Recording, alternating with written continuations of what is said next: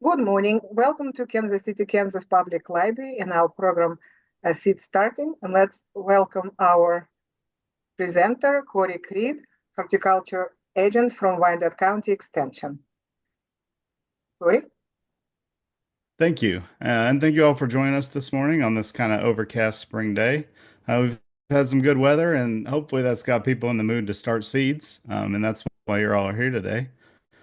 So we'll go into starting with the reasons why you might want to start seeds at home. Number one is to extend the growing season. We grow a lot of things that are somewhat tropical plants, like tomatoes, being the most popular. And those can grow well here, but it's hard to get them started here for how long it takes them to grow. And so, if you can do the early part of the growing indoors and on your own, and then put them out in the garden when the weather is more favorable, you can end up with a lot longer growing season. You also have access to more plant varieties. I've got four pictures here of all the same thing, and that's because that's my favorite vegetable. And this is called broccoli romanesco, and it really does grow like that. It looks like a sculpture almost, but that's broccoli that you can eat. It's not necessarily the best tasting, but it is, I think, the coolest looking vegetable. And that's something you can't necessarily go to the grocery store and buy, but you can buy seeds and grow it on your own. And there's countless examples of varieties of things that people like to grow themselves because they just frankly can't buy them. And then the last reason is to save money. When you start your own seeds, or even use transplants, you're growing your own food. And so anytime you're growing food, again, especially tomatoes, which are one of the highest value vegetables that we grow, you're saving yourself money on your food budget. So today we'll cover the basics of seed starting, indoor and outdoor methods, timing, transplanting, and troubleshooting what things might come up. Here in Kansas City, this is a USDA hardiness map if you've never seen one before. These show kind of a general idea of when frost occurs and how low the temperatures get in certain regions. So we are in zone 6 and more specifically zone 6B, and that gives us about a 200-day growing season. Our last frost is as early as April 8th. It extends to April 15th, April 17th, depending on the year. And so anywhere in that window is your last frost. And so after that point, you can expect to be able to plant things and have them grow without risk of dying of too cold of temperatures. So we face a lot of challenges here in Northeast Kansas. Number one being our weather. Spring weather's unpredictable, summer weather's unpredictable. It's really all unpredictable. Particularly the spring weather. We last night there were reports, not here, but around the state of hail that I think was tennis ball size. I know there was a Walmart that had its skylight broken out. And if that hits your plant, that's going to cause you some issues. We also have hot, humid, and dry summers. All of those things can be stressful on plants. And so that's why it's important to start your seeds right and have them be healthy so that they can resist all of these issues. And finally, strong winds and storms. We've all felt that wind. Yesterday, it was incredibly windy.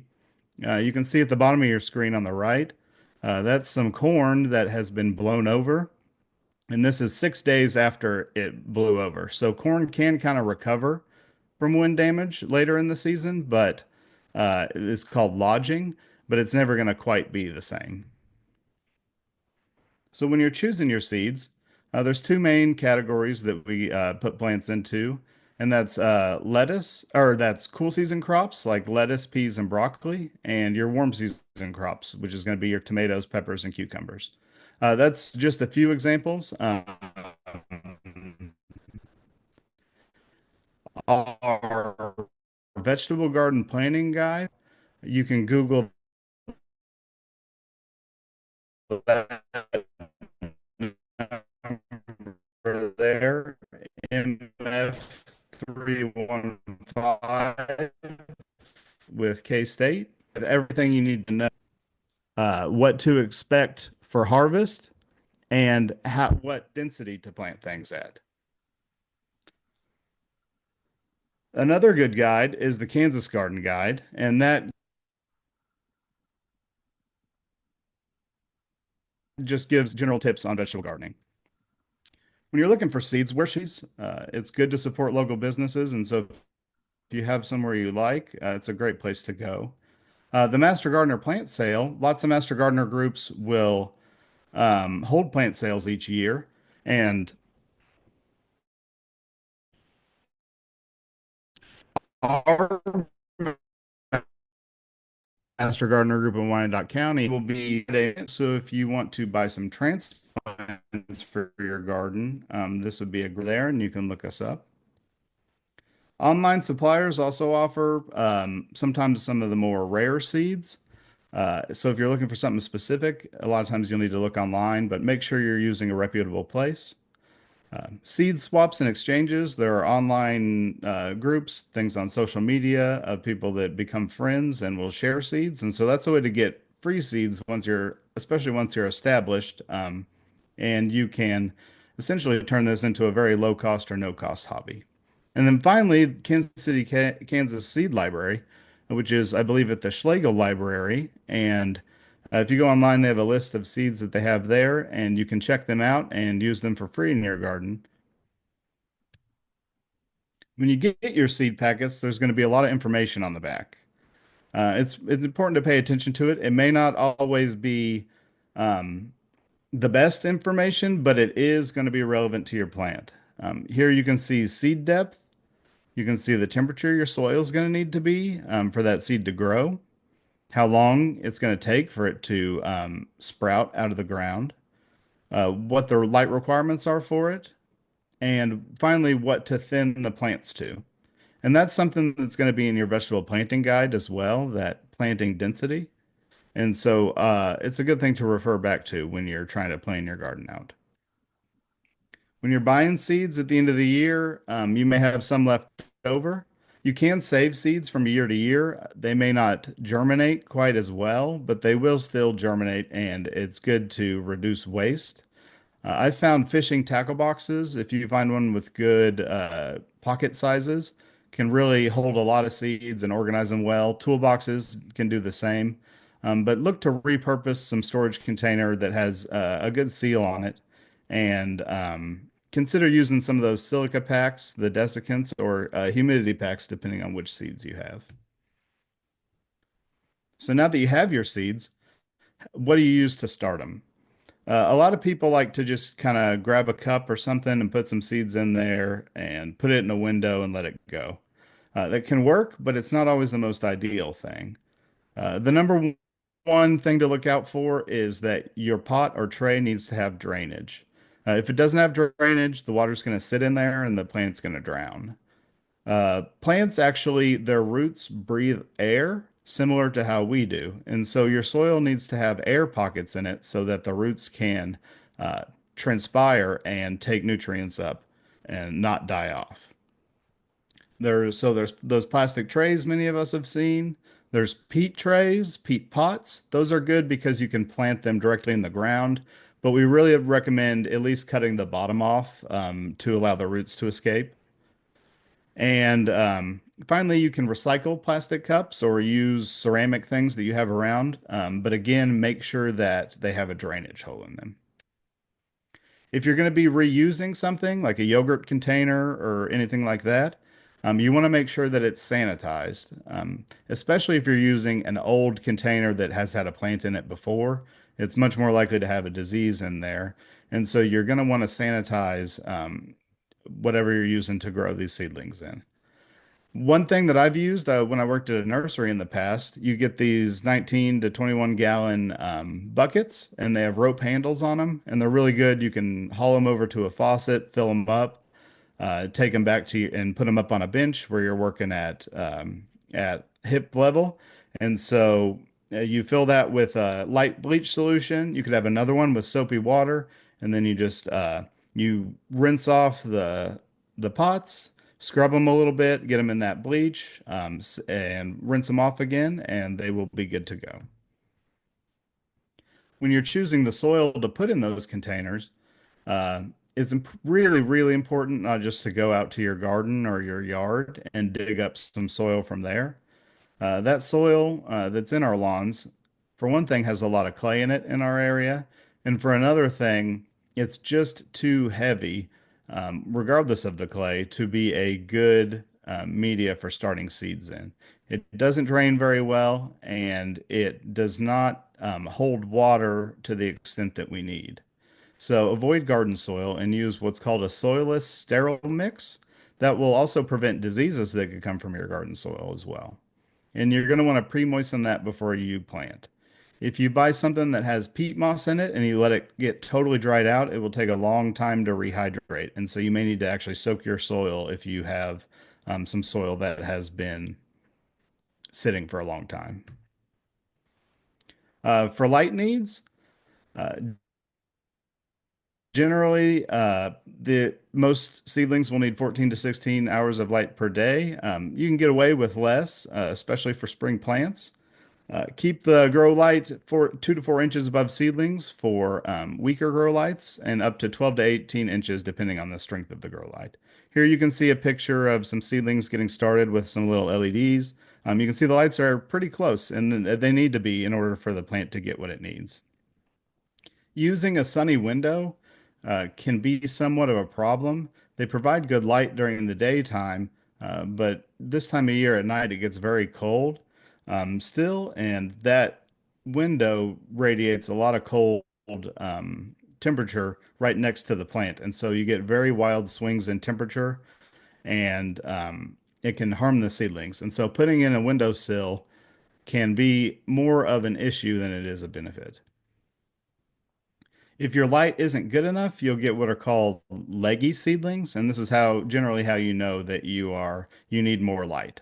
So you're going to need to either pick up a supplemental light, like they have those cheap LED grow lights you can buy online or in a lot of stores now.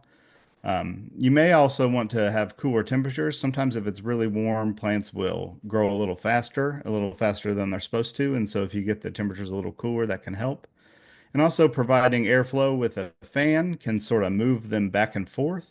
And as they move back and forth, they get a little sturdier rather than getting longer and lankier. Temperature is a really another important thing. For cool season plants, it doesn't generally matter as much. They'll germinate at room temperature soil, and generally soil and wetter things will stay a little cooler than your room temperature. But that is generally a good range for cool season vegetables. Warm season, however, if you're starting tomatoes around this time of year, will need a heat mat to get started. Um, I really recommend you get something that's meant for starting seeds. You can buy heating blankets and all things like that, but they're generally not meant to be waterproof, and these are meant to be waterproof. And so for safety, it's good to get something that's um, listed and that is also meant for what the purpose is. For watering seedlings, the main thing is to keep the soil as evenly moist as possible. One way to do this, if you have a tray or some pots, you can use bottom watering if you don't want to disturb your plants, and you just dip it in a shallow tray of water, let it wick up through the plant through the soil, and it will hydrate that way. But the main thing is to avoid overwatering. If your soil is constantly wet to the touch and never even dries out on the top layer, then it's likely that your seedlings are going to die. So the temptation always is to make sure that they're watered, especially seedlings, but oftentimes that gets us into more trouble than it's worth. Along with water is humidity control. Some plants will benefit from humidity domes, and the nice thing about them is you can control the humidity. They've got a little lever on top. You twist it, and it allows more or less air in. Generally, once the seedlings have sprouted and have at least one leaf on them, you can take that dome off, but it will help a little bit with getting the seeds started. For younger plants, if you are going to fertilize, make sure you use very diluted liquid fertilizer. If you just use granules or a stronger liquid fertilizer that's meant like for your tomatoes in the middle of the summer, it can really burn or kill the plants. And again, you want to start this when the true leaves appear. So when plants sprout, you'll see a couple little green leaves come out, and they'll generally look a little different than the rest of the leaves. And those are not necessarily the true leaves. They're called cotyledons, and they're kind of like the food for the plant as it gets started. But after those are gone and you get a leaf that looks more like what you expect, that's when you can start fertilizing. But generally, if you use your soil mix and have some compost in there, you will not need to add any fertilizer for your seedlings. And that's really the way to go because compost is slow release. It's very unlikely to burn plants, and it's a good mix of nutrients as well. When you're transplanting your seedlings into larger pots, the main thing is to be very gentle. If you can see in the picture on the right, he's holding the plant by the base of the stem just above the roots. It's a really good place to hold the plant. You don't want to damage those tender leaves and you don't want to damage the new roots because those are very important for getting the plant established once you get it into a different pot. And you want to water immediately, and it can be a good idea to pre-water both the thing you're transplanting and what you're transplanting into, and then add a little bit of extra water on top. If you're going to direct sow outdoors, you want to wait till the soil is warm enough. There is something called Kansas Mesonet, and I'll type that in the chat. Kansas Mesonet. And if you search for that, that will give you soil temperatures from around the state. Generally, farmers are looking at that to see when to put their corn and beans in the ground, but it can be really helpful for gardeners too. Um, when you monitor those soil temperatures, take a note of what your seed packet says and try to get it out there once the soil temperature is warm enough for your seeds. This direct sowing is really good for larger seeded things like peas, beans, carrots, sweet corn. All of those, they can be spaced very evenly.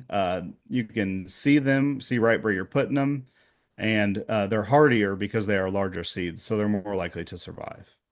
It can also work for smaller seeded vegetables. Like if you want just a patch of lettuce, you can throw some lettuce seeds out there, but expect to be back in there with some little scissors cutting those off to thin them out. Because if you pull them out, you can disturb the roots of the plants around them. So expect to do a lot of thinning if you do direct seed, smaller seeded things. For timing, once your plants have grown a little bit and you've got them out of their starting containers and maybe into a slightly larger container, and now you're ready to get them almost out into the garden, you really need to do what's called hardening off. And that's where you take your plants outside a little bit each day, starting in the shade, moving more into the sun, staying outside a little bit longer every day, bringing them in night at the start, and then maybe leaving them out all night towards the end. And this will be over the course of a couple weeks. And this can help bring your plant from its sort of cushy indoor lifestyle into the harsh reality of what it's going to have to deal with here in Kansas. Avoid transplanting if we happen to have a really hot spring day. Don't pick that day, especially if it's a really sunny day. An overcast day is perfect because there's less radiation on those plants, and so they're a little less stressed on their first day in the ground. And morning or evening when the sun isn't out quite as much, regardless of the day, is generally better. So again, that hardening off process, this is kind of what it looks like. You can see a couple trays there in some dappled shade on someone's deck. That would be sort of your first um, steps of hardening off. You can see the plants are right at the doorway, so they're ready to come inside at the first sight of anything bad. Another thing you can do is set up a little shade cloth in your garden, maybe on some tent poles with a tarp or a some of that. I can't remember what it's called, but the sort of mesh type tarp uh, that allows a little bit of light through, and you can remove that then more and more each day as the season goes or as the spring goes on. Once you are getting your seedlings into the garden, there will be some pests coming. Uh, Row covers, I'll have a picture of later, are a really good option to keep pests out, but they require kind of constant maintenance of taking them on and off depending on temperature. Uh, but the main thing to do is to watch for insects. If you've ever grown tomatoes before, that one there on the right, that's the tomato hornworm, and it's called that because it's got a big horn on its back. And they are giant. So you can see there's a tomato there, and that thing is uh, bigger than it.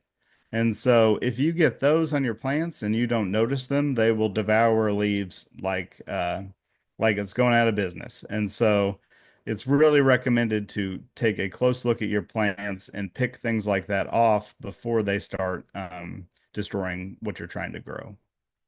You can also, if you're growing things indoors, you can introduce beneficial predators. Ladybugs are probably the most commonly thought of one. They eat aphids, and the nymphs of ladybugs eat other pest insects as well.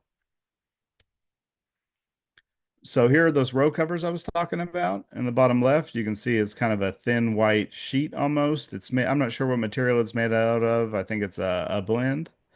And they allow a little bit of light through, a decent amount, but really they trap that heat in there and they keep insects out. This is a flat row cover, which would be more for temperature control, whereas the floating row covers would be more for insect control. So yeah, those would be frost cloths. Use those again in the landscaping industry. Our plants at night, uh, in the transition seasons, we would want to make sure they don't get frosted. And so roll these out, cover everything up, come back in the morning, unroll them. And check the weather forecast. I was just talking to Elena. There's frost tonight, and so if you were thinking of putting it, if you were really ambitious and thinking it's of putting something out now, you'd have to wait. There is some late frost damage. We were also talking about how it can snow in April and May. And so if you know something's coming, the best thing to do is cover your plants overnight. And then wait a little bit for the surrounding air to warm up before removing the covers in the morning. If you don't, this is some corn on the left that got some cold damage. You can see it's turned purple. It should grow out of that, but it's showing clear signs of stress from too low of temperatures. And then the one on the right are some plants that unfortunately did get frosted. And so that's the end of their life, and they're going to have to start over. So, again, some common seedling issues are legginess that we talked about. Damping off is another one, and that usually comes from that overwatering. So, again, try not to overwater. And yellowing leaves are a common thing you'll see, and that could be a symptom of maybe you didn't put any compost in your soil mix or you didn't put any fertilizer, or maybe you're watering too much. I believe the one on the right had fertilizer in it and was simply watered too much, and the one on the left had no fertilizer in it and is starting to show some symptoms. To fix leggy symptoms or leggy seedlings again, increase that light, get that light closer, lower the temperature again, and you can also brush them with your hand or use a fan to kind of blow them around. And that side to side movement will increase the stem strength and will also increase wind resistance once they get out into the field. Again, to prevent damping off, use sterile soil. Don't use garden soil. Use something you've bought that's a sterile soil mix. Increase your airflow to make sure that the water is actually evaporating. And you can use a little fan for that as well. And again, avoid overwatering. Transplant shock is something that can occur uh, once you put your plant out into the field and you think you've got all the right conditions, but it wilts as soon as you put it there. Um, Generally, that's a case of not watering it in, not providing it enough shade, so it wasn't hardened off like we talked about, or it didn't have enough nutrients when it was put into the ground. So a light transplant fertilizer can help. For heat stress in the summer, we really recommend mulching more than anything. But afternoon shade can help as well. You can make these little arbors out of cattle panel. Some people curve them over and grow like zucchinis and loofahs and things on them. And the ones on the right, more for beans. Straw, leaves, and compost all work well as mulch. And mulch really helps for two reasons. It reduces evaporation, it reduces the water needs that we have, and it also suppresses weeds. And if you've gardened at all, you know that weeds are really a pain. And so as much as you can do to keep those down and keep your work of pulling those out of the ground down, is good. One other thing that I didn't list here that it helps with is that temperature again.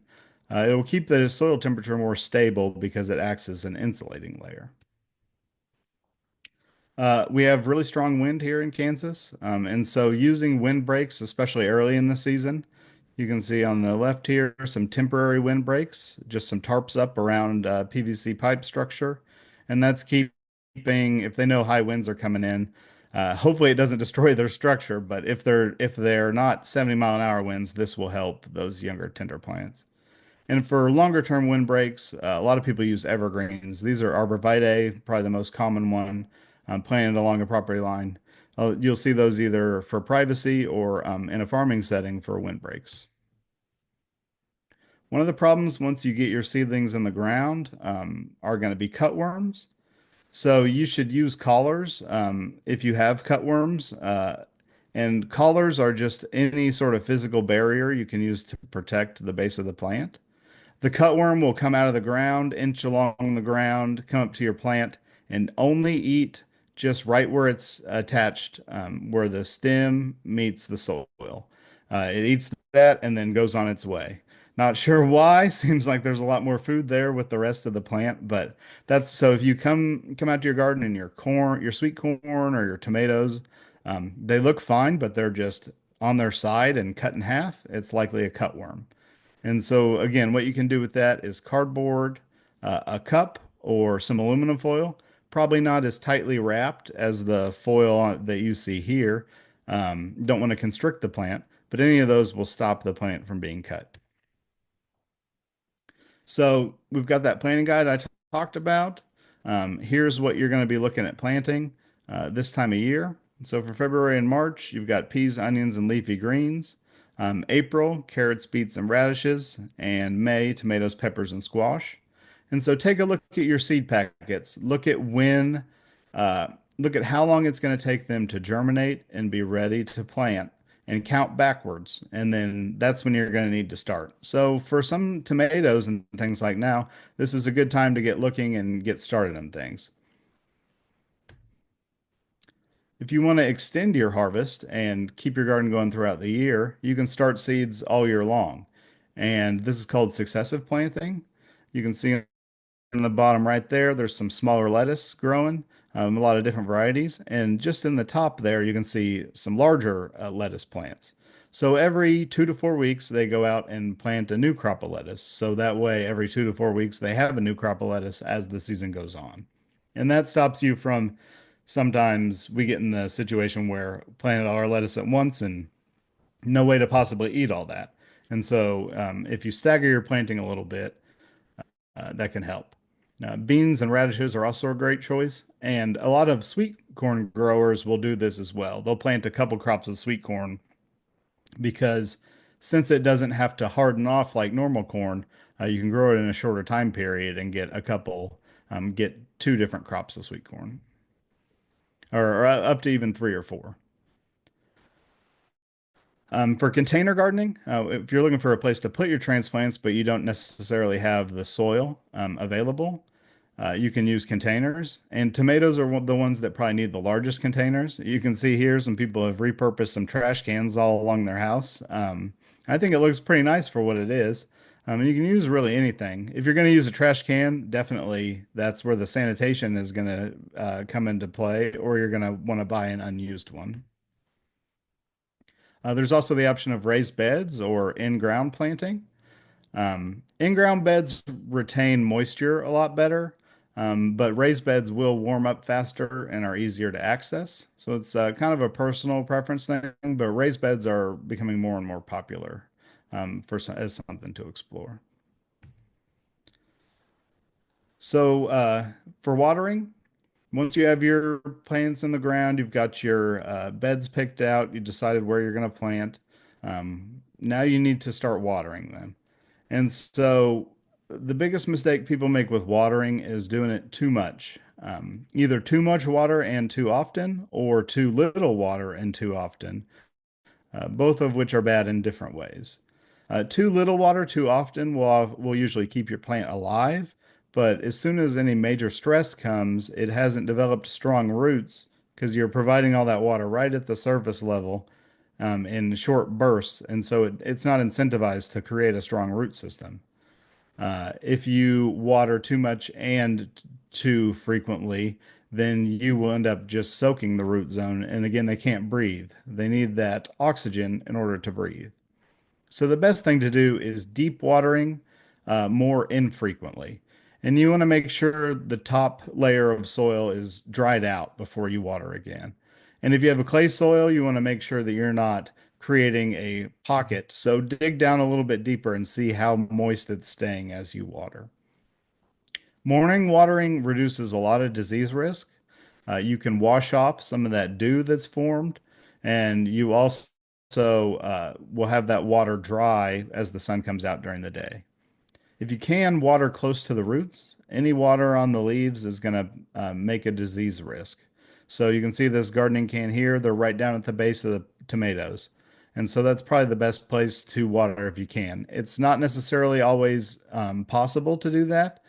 So if you do have to water over the leaves, do it in the morning so that those leaves dry out as quickly as possible.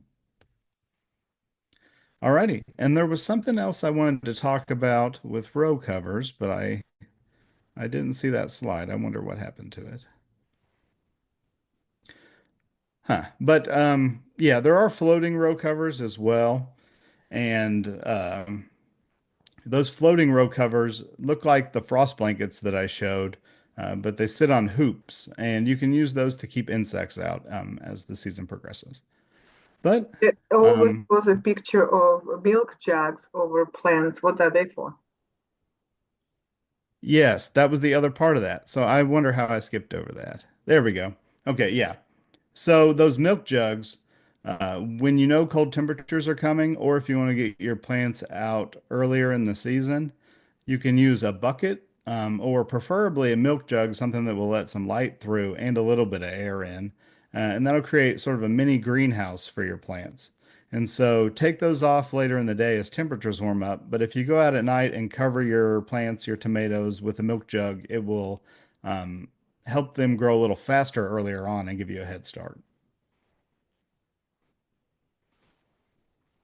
Alrighty. Did anybody have any questions for me?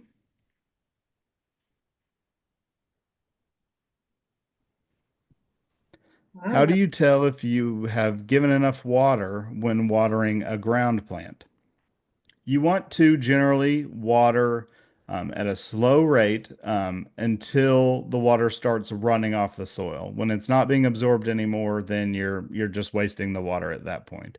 If you have a really hard soil and that happens quickly, then what you're going to want to do is set up some kind of sprinkler system that, or they sell these drip watering systems that will slowly water it over time.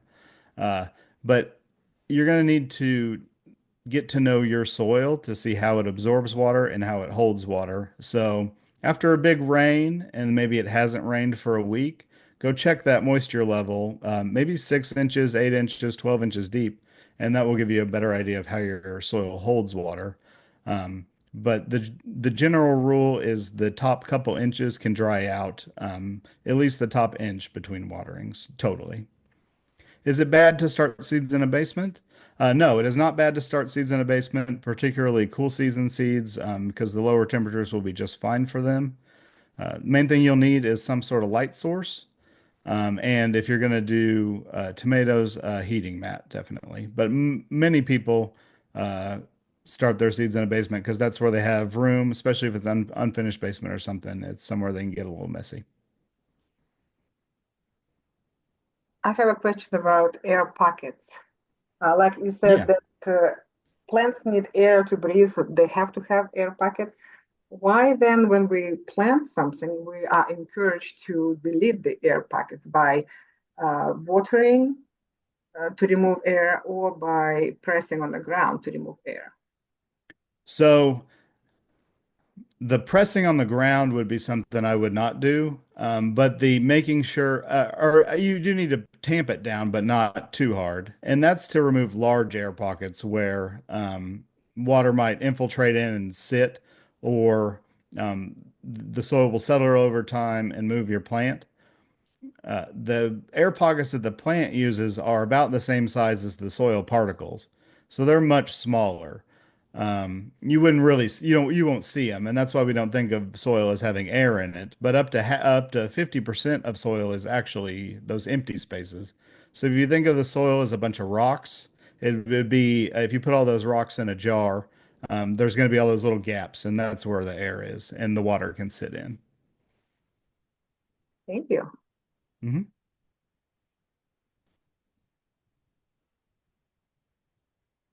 Another question about planting seeds directly into the ground. Like if garden soil is bad for seedlings, bad for planting seeds, what happens when we plant into the ground? So, if you're using the larger seeded things, they have that extra strength because they're so big, they have more nutrients in there and they can poke through that soil more easily. But for things like radishes or lettuce or carrots that basically have seeds that are the size of the end of a pencil, they cannot be buried deep at all. And so a lot of times what people will do is take like a rake or something and just scratch up the soil surface and then broadcast the seeds over that, and they will uh, then rough the soil up again so it sort of lightly covers those seeds. And then you can mulch over top of that, and that'll stop the wind or anything from blowing them away and water them in. But that stops the heaviness from being a problem.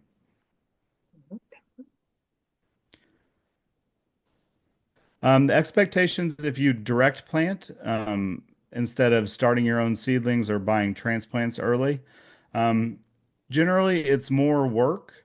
I thought I had a picture. There's something called an earthway seeder, and it's just kind of two wheels with a metal bar in between it, and they have different plates, and you can load your seeds into that and just push it sort of like a wheelbarrow, and it'll put the seeds in the ground for you. So if you do want a direct seed, looking at an earthway seeder might be an option. Uh, but the thing is, when you direct seed, the hardest part is making sure you have the depth right on each one, making sure that you are thinning things in the garden instead of thinning them in your seed tray where it's a little easier. So it's just a matter more of a little more work out actually in the garden. But sometimes when you direct seed, those plants will be a little more successful because they haven't been disturbed at all. So if you get good at that, it can be the better option sometimes. But you can't direct seed things like tomatoes, so it's not always going to be an option. Yeah. So for thinning, if you just think about broadcasting or throwing out a bunch of lettuce seeds, they're going to come up almost like you'd see grass. Um, they're just going to right up next to each other, all packed in really, really close, and they're not going to have enough space to grow. And so, if you use something like an earthway seeder, again, uh, that will do a little bit of the spacing for you, and so you won't have as much thinning. But if you just go out there and broadcast them like I've done before with lettuce, you're going to get so many lettuces up that you need to go in and take a few out. You can pull them out by hand when they're small, but as they get larger, the roots will intertwine. And so using scissors or something like that to go down and cut the ones that you don't want and leave the ones you do want at the right spacing, then your plants will grow um, to the best of their ability. And again, that spacing can be found in that Kansas vegetable planting publication.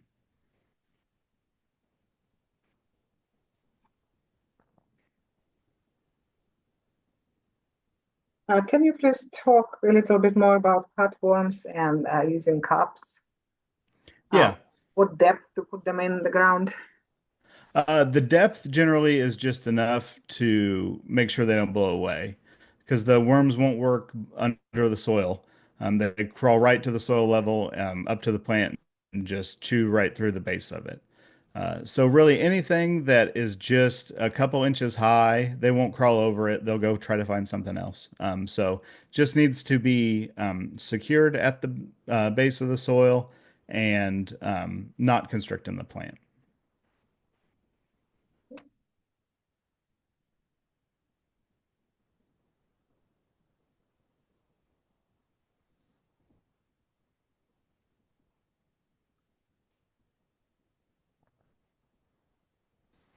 All right. Are there any other plants or flowers that can be planted to ward off certain pests? So, the planting plants to ward off pests, I think marigolds are a common one that are referred to, herbs as well. Uh, some of the herbs and things like lemongrass, their extracts can be used. They're very short-lived because the sunlight and rain and things break them down quickly. But a lot of those extracts, I believe some of the mint extracts and things can be used to ward pests off. But planting the herbs themselves don't necessarily work too well. Something that does work, though, is planting what are called trap crops. So if there's a variety of something that you know has tons of problems, and you want to protect your other plants, if you plant that one in a little bit of a location off to the side, the pests will go on that plant, and you can even spray that plant, kill everything on that plant, and it will stay more off the plants that you want to protect. Um, the best example of this is called the blue Hubbard squash. It's a squash that really all the pests like to go to that one. And so sometimes people will plant blue Hubbard squash, especially a little earlier, maybe a few weeks earlier. So it's ahead of all the other plants. And then all the pests will go to that blue Hubbard squash and it will stay off their cucumbers and squash and pumpkins and things. So why are you saying that herbs are not working? The smell is just not strong enough to affect the other plants in the area. They'll avoid the plants that they don't want to eat, but the volatile compounds that the herbs and things like marigolds are making aren't enough to protect the whole area. But once you crush those plants and extract those oils, then you can essentially transfer them onto the plants you want to protect. Um, could you talk more about trap crops other than that blue squash? Yeah, let me type it. Blue Hubbard. Maybe there are others. So, a good example might be if you plant, let's say you have some apple trees and the Japanese beetles every year are coming out and destroying your apple trees. Maybe you plant some roses that you know the Japanese beetles will eat even more, and you just let them eat your roses, and they potentially will stay off your tree a little bit more. Japanese beetles aren't the greatest example because there's just so many of them. But it's generally things like that. And you can do it on a case by case basis. And I'd recommend searching for like tomato trap crop or something like that. What if you want to protect roses, not apple tree? Yeah, that's the Japanese beetles. We don't really have a good solution for yet. They're trying a lot of interesting things, but the problem is a lot of times those traps that they have will actually bring them into your yard and make give you more of a headache.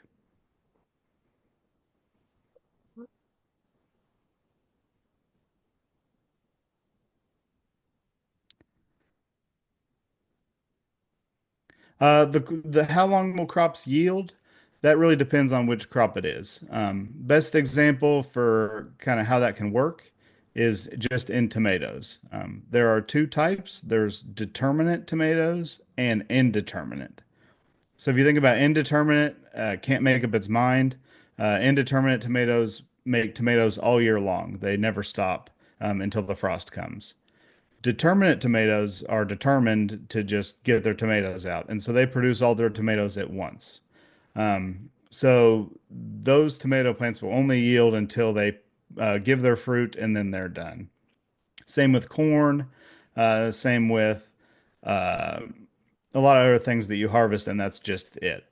Um, Lettuce, you can harvest a few leaves. You can get a few heads off of it, but everything will eventually have an end of life. It just is kind of a plant to plant thing.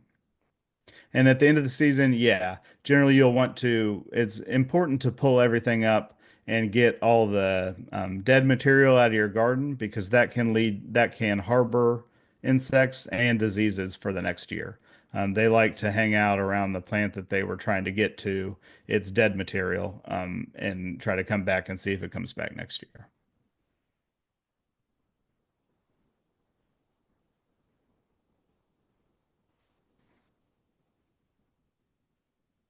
All right, these are great questions. Thank you all. I really appreciate it.